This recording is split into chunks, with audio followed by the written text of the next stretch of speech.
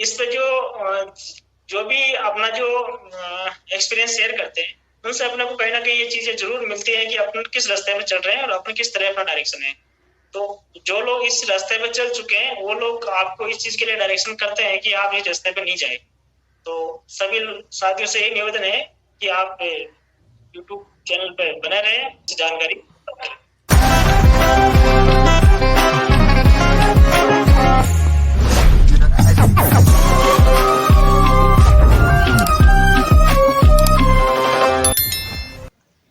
Hello दोस्तों, आप सबका स्वागत है आपके अपने एजुकेट चैनल में। मैं अंकित कुमार, इस चैनल का होस्ट और आप सबका दोस्त।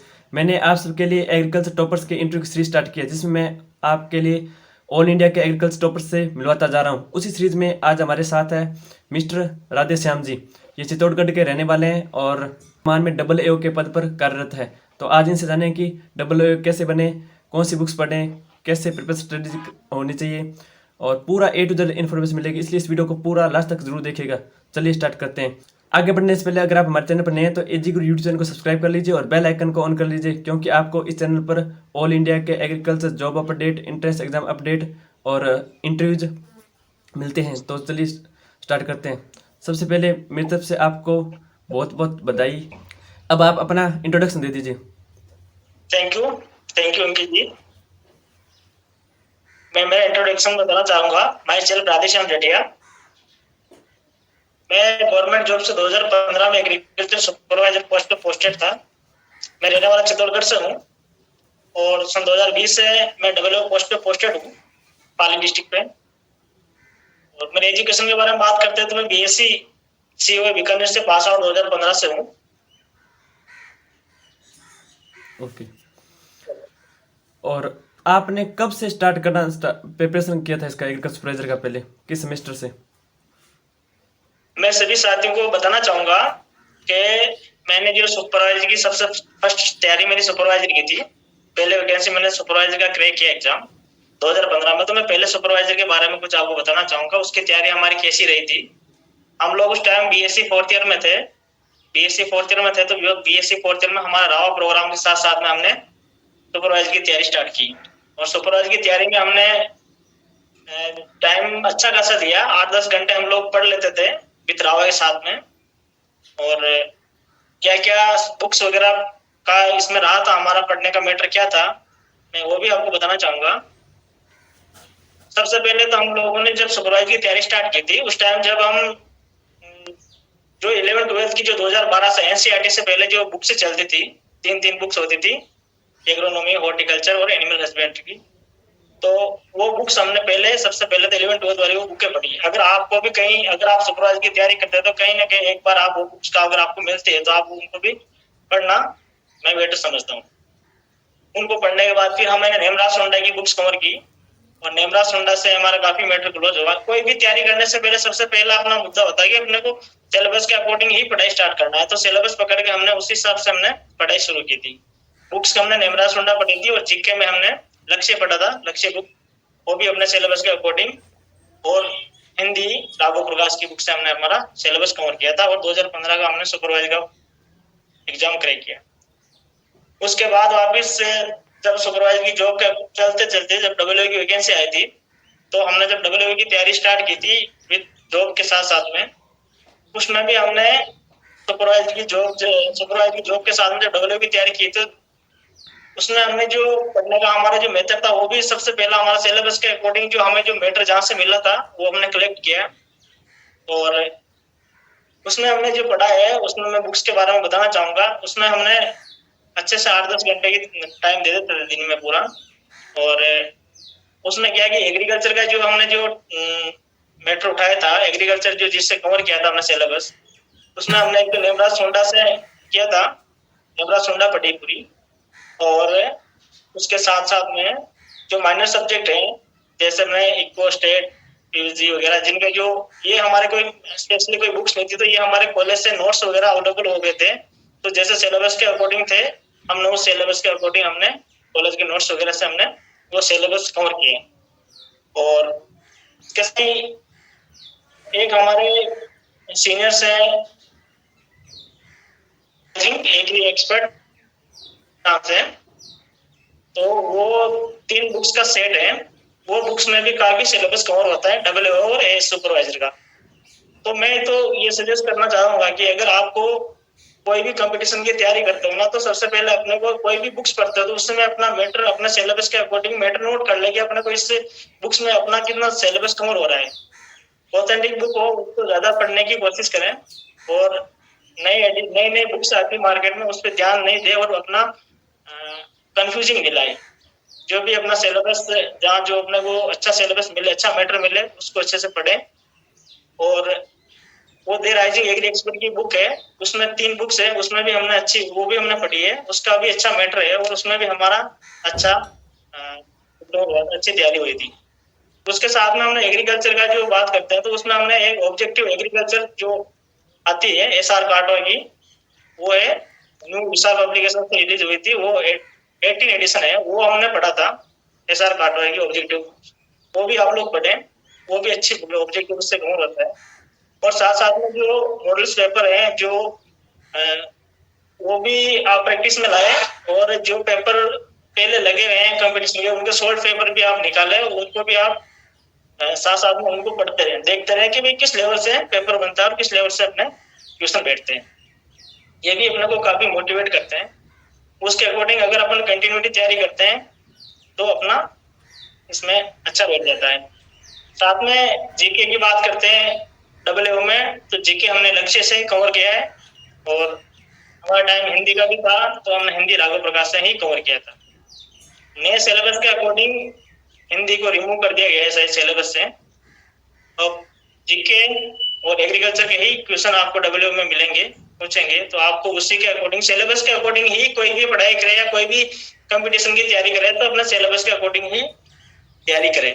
कोई भी एक बुक नहीं होती है जिसमें सारा अपना कंपटीशन का मैटर मिल जाता है, या फिर एक ही बुक से अपना सारा कवर होता है, ये कोई पॉसिबल नहीं है। ये हम भी जानते हैं और आप भी जानते हैं। तो मेरा तो आपसे यही सजेशन है कि जहाँ से भी जो भी मिले अच्छा मैटर मिले, और उससे सिलेबस के अकॉर्डिंग अपनी पढ़ाई कंटिन्यूटी से। ओके, तो आपने एग्रीकल्चर के लिए नेमराज सुंडा की बुक बताया और उसके अलावा ऑब्जेक्टिव एग्रीकल्चर बताया, तो इन बुक्स के अलावा तीसरी चौथी बुक और कौन सी हो सकती है एग्रीकल्चर के लिए? अगर एग्रीकल्चर की जैसे अपन सुपरवाइजर के लिए बात करते हैं ना, तो सुपरवाइजर का सिलेबस तो लगभग इसमें कवर होता है। और डब्ल्यू की बात करते हैं तो उसमें अपना अरुण कात्यायन भी, उसमें अपने को सिलेबस इसमें भी अपने को मिलता है। अरुण कात्यायन भी पढ़ना चाहिए साथ में इंग्लिश में। और हेमराज सोंडा, अरुण कात्यायन, और जो माइनर सब्जेक्ट के नोट्स है जो अपने कॉलेज से कहीं से भी अरेंज हुए, कॉलेज से नोट्स से जो अपने चलते हैं बीएससी ऑनर्स में जो अपने सब्जेक्ट लगते हैं उसी में से वो सिलेबस है अपना। तो वो जहाँ से भी मिले वो अपने को, वो हमने तो नोट्स से ही पढ़े थे, पर मुझे इसका कोई आइडिया नहीं, इसकी स्पेशली कोई बुक नहीं है इस चीज की कि इक्को की स्टेट की आपको स्पेशली कोई अलग से बुक नहीं मिल रही है इसकी। ओके, तो मेरा आपसे एक ये सवाल है कि बहुत सारे स्टूडेंट्स हिंदी मीडियम से होते हैं, तो उनको हिंदी मीडियम में बुक पढ़नी चाहिए इंग्लिश मीडियम में? देखो, कोशिश कंपटीशन की अगर आप तैयारी कर रहे हो तो कोशिश जहां तक हो आप इंग्लिश मीडियम कवर करो, क्योंकि हिंदी मीडियम में जब क्वेश्चन आते हैं तब बहुत कंफ्यूजिंग वाले क्वेश्चन वर्डिंग होती है, जो वर्डिंग अपन लोग क्या है कि हिंदी वर्डिंग अपन पकड़ नहीं पाते तो अपने को नेगेटिव होने के चांसेस ज्यादा होते हैं। तो कोशिश करनी चाहिए कि अपने इंग्लिश मीडियम ही पढ़े, और अगर नहीं समझ में आए तो आप हिंदी और इंग्लिश दोनों साथ में पढ़े, ताकि आपका अच्छी तैयारी हो जाए। ओके, और जो आप स्टूडेंट्स देख रहे हैं, आप सबको इन बुक्स का लिंक डिस्क्रिप्शन में मिल जाएगा, वहाँ पर जाकर आप जनरल एग्रीकल्चर और हिंदी की और जीके की बुक यहाँ पर परचेज कर पाएंगे। तो यहाँ पर कल नया सिलेबस जारी हुआ है, तो उसके अंदर हिंदी की तो हटाई दी गई है, जीके के 30 क्वेश्चन और एग्रीकल्चर के 120 क्वेश्चन आएंगे, यानी कि टोटल 150 क्वेश्चन आएंगे। तो स्टूडेंट्स के मन में ये सवाल आ रहा है कि एग्जाम एक ही होगा या दो होगा, ये कैसे एग्जाम होते हैं? पेपर, हम जब हमारा डब्ल्यू का एग्जाम लगा था तो हमारे 2 पेपर लगे थे, हिंदी जीके का अलग था और एग्रीकल्चर का अलग था।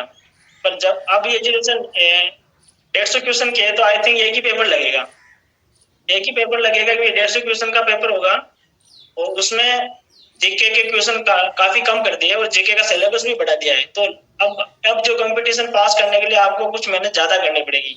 हमारे टाइम पे जब 8-10 घंटे में हम लोगों ने रिकवर कर लिया था, तो हो सकता है आपको थोड़ा टाइम बढ़ाना पड़ेगा और पढ़ाई पे थोड़ा ज्यादा वो करना पड़ेगा फोकस, क्योंकि सिलेबस भी बढ़ाया है और क्वेश्चन और कम किए ओके, जीके के। तो एग्रीकल्चर के क्वेश्चन बढ़ाए हैं तो आपको एग्रीकल्चर बहुत डीपली पढ़ना पड़ेगा, क्योंकि पहले तो क्वेश्चन कम थे, तो उस हिसाब से कि अपना बेसिक एग्रीकल्चर से काम चल जाता था। पर अब जो पेपर बनेगा ना, 120 क्वेश्चन का पेपर बनेगा एग्रीकल्चर का, तो उसमें क्वेश्चन काफी डीपली भी होंगे। तो आपको मतलब सरफेस से कोई तैयारी नहीं करे, जो भी अपना सिलेबस है, उस सिलेबस को अपने जो बीएससी में एमएससी में जो पढ़ा है, उसका जितना भी गहराई से पढ़ सकते हैं उतनी गहराई से अपना पढ़ने की जरूरत है, अब नए कंपटीशन के हिसाब से बात करें। ओके। तो यहाँ पे एग्रीकल्चर क्वेश्चन बढ़ा दिए गए हैं और जीके कम कर दिए हैं, तो बहुत सारे स्टूडेंट्स का कहना है कि जीके क्वेश्चन बढ़ने चाहिए, 50% तो होने चाहिए, इससे अदर स्टेट वाले स्टूडेंट को फायदा होगा, हमारे राजस्थान वालों को घाटा हो सकता है। तो इसके बारे में आपका क्या कहना है कि बढ़ना चाहिए क्वेश्चन या ठीक है सब कुछ? नहीं, वैसे अगर जीके के और मैं तो कहता हूँ हिंदी के क्वेश्चन भी होते तो शायद कंपटीशन में सभी इक्वल हो जाते हैं, सभी के लिए थोड़ा अच्छा रहता है कंपटीशन क्रैक करने में। क्योंकि सब हमेशा अपने होता है कि कोई बंदा एग्रीकल्चर का उसका स्ट्रीम वीक होता है और अदर में उनका इंटरेस्टेड होता है। तो अब इसमें थोड़ा नुकसान उन लोगों का है जिनका एग्रीकल्चर वीक है, तो उन लोगों को थोड़ा एग्रीकल्चर में फोकस करना होगा। और ये तरह से ये मानने वाली बात है कि वास्तव में ये जो क्वेश्चन हटाए है या फिर क्वेश्चन जो अपने जीके के कम किए हैं, ये कहीं ना कहीं अपने को थोड़ा इस तरह डायरेक्शन करता है कि अपने को एग्रीकल्चर पे बहुत ज्यादा फोकस करना पड़ेगा और एग्रीकल्चर ही पढ़ना पड़ेगा। और ये वास्तव में सही बात। ओके। तो एओ के अंदर भी हिंदी को हटा दिया गया, शायद पिछली बार हटा दिया गया एओ के अंदर, एग्रीकल्चर ऑफिसर के अंदर। बिल्कुल बिल्कुल, एओ में भी हिंदी का सिलेबस को हिंदी को पूरा ही हटा दिया गया है। हाँ। और जीके और एग्रीकल्चर के ही क्वेश्चन पूछते हैं एओ में, और डब्ल्यूओ में भी सेम पैटर्न कर दिया है। तो अब आपको सिर्फ अब हिंदी क्या लगता है कि अब एग्रीकल्चर सुपरवाइजर में हट सकते हैं क्या हिंदी? एग्रीकल्चर सुपरवाइजर का मैं अभी इतना नहीं कह सकता हूँ, क्योंकि एग्रीकल्चर 12 बेसिस है और उसमें शायद हटाए ये नहीं हटाए, ये मेरा कुछ इसमें 112 कोई आइडिया नहीं है। बाकी ये जो ग्रेजुएशन लेवल की वैकेंसी थी, इसमें वैसे उनका ऐसा भी रहा हो कि इनका कोई इस पोस्ट के लिए ज्यादा वो मैं तो नहीं है सब्जेक्ट का, तो उस हिसाब से इसको रिमूव किया है। और आगे का क्या नोटिफिकेशन रहता है ये तो आरएसएमबी भी जानती। Okay sir. और जो भी कोई अपडेट आएगा आपको एग्जीक्यूटिव चैनल बता दिया जाएगा, डोंट वरी इसके लिए। तो अब आप बताइए इसके लिए एलिजिबिलिटी क्राइटेरिया बताइए। डब्ल्यूओ के लिए क्राइटेरिया की बात करें अपन, तो डब्ल्यूओ में बीएससी एग्रीकल्चर वाले अपने जो स्टेट वाले हैं उनके लिए अच्छा है, क्योंकि अपना जीके में अपना थोड़ा प्लस पॉइंट रहेगा। बाकी एग्रीकल्चर का तो अपना सभी के लिए कॉमन है। तो जो स्टेट वाले हैं उनको जीके में थोड़ा पढ़ने में और इजी भी रहेगी, और जीके का सिलेबस अपना कवर अच्छे से कर लेंगे। बाकी आने वाला कंपटीशन में आपको मेरा मानना ये है कि स्टेट हो चाहे अदर स्टेट के हो, मेहनत लगभग बराबर ही करनी पड़ेगी, क्योंकि जीके का 30 क्वेश्चन ही है। और अगर एग्रीकल्चर की आपकी पकड़ नहीं होगी तो अपना एग्जाम क्रैक करने में अपने को मुश्किल का सामना करना पड़ सकता है, क्योंकि अब मेन फोकस एग्रीकल्चर पे ही है। ये मान के चलो कंपटीशन मेरिट भी इसी पे डिपेंड रहेगी, ये मान के। तो अब आप बताइए एज लिमिट के बारे में, कितनी एज लिमिट होनी चाहिए डब्ल्यू के लिए? ये थोड़ा प्रशासनिक मैटर आ गया है, इसका कुछ आइडिया नहीं है मेरे को इतना क्योंकि 35 लगभग 35 एज जनरल वालों के लिए, 40 से एसएसटी वालों के लिए। ओके। तो इसमें अब एक एग्जाम होगा तो इसके साथ इंटरव्यू भी होता है, तो इंटरव्यू में किस प्रकार होता है, कौन से क्वेश्चन पूछे जाते हैं? हाँ, अब हम अगर इंटरव्यू की बात करते हैं ना, तो इंटरव्यू में सिर्फ अपना आईक्यू लेवल ही काम आता है। वहां पे कोई अपन एक स्पेशली कोई सब्जेक्ट पढ़ के जा रहे हैं तो उसका वहां पे कोई इतना फर्क नहीं पड़ता है। अपना जो अपना आईक्यू नॉलेज है, जो अपन लोगों ने पढ़ा है, अपना वो डिपेंड करता है इंटरव्यू में कि जो एक्सपर्ट बैठे हैं वो एक्सपर्ट किस सब्जेक्ट से बिलोंग करते हैं। एक्सपर्ट होंगे वो उनके मोस्ट मैक्सिमम उन्हीं के सब्जेक्ट की क्वेश्चन ही अपने से करेंगे। तो अपने को नॉर्मली बेसिक चीजें ये ध्यान रखनी है कि जो नॉर्मल जो अपने एग्रीकल्चर की जो हर एक सब्जेक्ट का अपने को सरफेस ज्ञान होना बहुत जरूरी है, क्योंकि ऐसा नहीं है कि सब्जेक्ट का अपने को नॉलेज है दूसरे सब्जेक्ट का नहीं है। ऑल ओवर सब्जेक्ट से कोई भी एक्सपर्ट बैठ सकते हैं, कोई भी एक्सपर्ट अपने से क्वेश्चन कर सकते हैं। और गवर्नमेंट की जो भी स्कीम्स वगैरह चल रही है तो उसके बारे में भी अपने को आइडिया होना चाहिए, क्योंकि अपन एक एज ऑफिसर की पोस्ट पर रिक्रूटमेंट होने जाएंगे तो अपने को ये चीजें स्वाभाविक अपने को जानकारी में होना चाहिए। ये चीजें भी अपने को और थोड़ा इंटरव्यू के समय अपने को इंटरव्यू देने जाते हैं उस टाइम में अपने को थोड़ा अपने को ऑलमोस्ट अपने को ये फील होना चाहिए कि आई एम रेडी, पॉजिटिविटी। अपन जाके अगर उनके सामने थोड़ा बहुत भी अगर अपने अपना कॉन्फिडेंस लूज किया है तो हो सकता है अपने वो अपने मार्किंग पे अपने नेगेटिव इफेक्ट। तो एग्जाम का और इंटरव्यू का कितना कितना वेटेज होता है? जब हम एग्जाम का और इंटरव्यू का जो वेटेज की बात करते हैं तो 40% तो होते हैं रिटन एग्जाम के, और 40 होते हैं अपने इंटरव्यू के, और 20 होते हैं एकेडमिक के।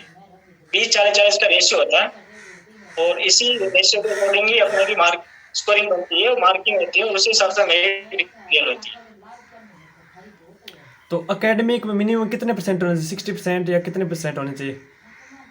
ऐसा कुछ नहीं है, उसमें होता है जैसे कि आप 20% अपने को 20 नंबर अपने को एकेडमिक के मिलते हैं, उसमें 10, 12 और बीएससी के स्कोरिंग परसेंटेज के हिसाब से होते हैं। इसका प्रॉपर्ली कितना क्राइटेरिया वो मेरे दिमाग से अभी नहीं आ रहा है बाकी। और अपने एओ के लिए एमएससी इंक्लूड हो जाती है, एमएससी बीएससी और ओके। तो अब आप बताइए आपके वर्क एक्सपीरियंस के बारे में, डब्ल्यू को क्या करना होता है? डब्ल्यू की जो जॉब की बात करें और कार्य प्रणाली की बात करते हैं डब्ल्यू की, तो डब्ल्यू का काम सिर्फ इतना होता है कि सूचनाओं का आदान प्रदान करना। मतलब सुपरवाइजर से कोई इंफॉर्मेशन कलेक्ट करके अपने बड़े अधिकारी डब्ल्यू एडी ऑफिस पे अपने को सूचना सबमिट करना होता है। एओ से कोई सूचना अपने को मिलती है जो अपने को फील्ड लेवल पे काम करवाना होता है, वो सुपरवाइजर को हम हमारे द्वारा उनको आदेशित किया जाता है और वो नीचे वो काम करते हैं। हम सिर्फ एक बीच में एक कड़ी होती है सुपरवाइजर और एओ एडी के बीच की, जो बीच में सिर्फ हम काम कराने का जरिया होता है। जो सुपरवाइजर काम करता है उसकी सूचना एडी तक पहुंचानी होती है, एडी से कोई आदेश होता है जो सुपरवाइजर तक पहुंचाना होता है, और वो फार्म में फील्ड में वो काम को करना होता है। ओके। तो अब आप प्रमोशन के बारे में बताइए, एग्रीकल्चर सुपरवाइजर से डब्ल्यू से एओ, क्या कितने सालों के बाद होता है प्रमोशन? ऐसा है कि प्रमोशन की बात करते हैं तो प्रमोशन ऐसा है कि प्रमोशन तो सरकार की ऊपर डिपेंड होता है। अभी लास्ट सुपरवाइजर से डब्ल्यू के प्रमोशन रिटायरमेंट में जाके डब्ल्यू के प्रमोशन हुए सुपरवाइजर से, मतलब मान के चले 35 साल सुपरवाइजर रहने के बाद है वो डब्ल्यू में प्रमोशन होता है, क्योंकि सरकार की रणनीति है, उसमें अपने को कोई वो नहीं है। और आप जब डब्ल्यू प्रमोशन की बात करते हैं तो प्रमोशन सुपरवाइजर से डब्ल्यू में होना बहुत ही डिफिकल्ट है, बहुत ही वेट करना पड़ता है। डब्ल्यू से एओ पे भले चांसेस बनते हैं, पर सुपरवाइजर से डब्ल्यू होना मुश्किल। उसके लिए आपको काफी लंबी सर्विस देनी पड़ेगी। ओके। तो अब आप सैलरी के बारे में बता दीजिए।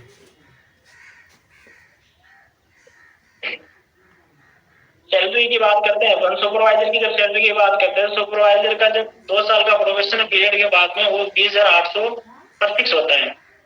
20,800 जो मूल वेतन होता है,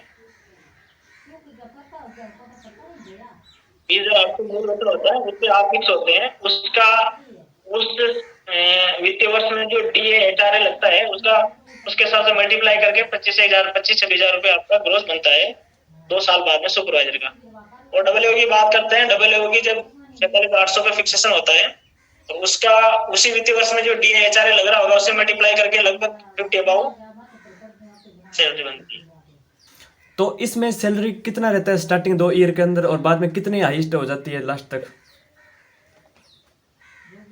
अभी सुपरवाइजर का प्रोबेशन में 13,700 कुछ है, इसका ऐसा कुछ फिक्स है 13,000 प्लस है, और डब्ल्यू का 26,500 पे फिक्स है।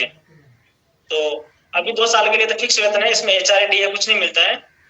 और 2 साल बाद में जैसे ही इनका प्रोबेशन कंप्लीट होता है तो उसके बाद में 20,800 मूल वेतन के साथ में एचआरए डीए मिलता है। उसी प्रकार से 37,800 पे हमारा डब्ल्यू से डीए एचआरए मिलता है प्लस। ओके। तो वर्तमान में 21 पदों पर डब्ल्यू की वैकेंसी निकली हुई है, तो आपको क्या लगता है इसके पद बढ़ सकते हैं क्या? इसका अपन आइडिया लगा सकते हैं कि हमेशा ऐसा हुआ है कि सरकार ने वैकेंसी इंक्रीज करके एग्जाम करवाया है। तो आपको ये अपन अपने हिसाब से आइडिया लगा सकते हैं कि वैकेंसी बढ़नी चाहिए। बाकी आगे अपने को इतना ज्यादा नॉलेज नहीं है क्या रहता है। और स्टूडेंट्स साथ में अगर पढ़ाई करना चाहे तो इसके अंदर एजुकेशन लीव का क्या सिस्टम रहता है? लीव के बारे में अपन बात करते हैं। अगर आप गवर्नमेंट सर्वेंट हो पहले से, तो अगर आप आगे कंटिन्यू पढ़ाई करना चाहते हो, जैसा कि आप जब बीएससी कर रहे हो, बीएससी के सेकंड ईयर में आपकी जॉब लगी और वापस आप बीएससी कंप्लीट करने के लिए आप वापस आना चाहते हो, तो आप वहां से डिपार्टमेंट से आपको परमिशन मिल सकती है। आपको एजुकेशन लीव लेके आप अपनी पढ़ाई कंटिन्यू कर सकते हो और डिग्री के लिए।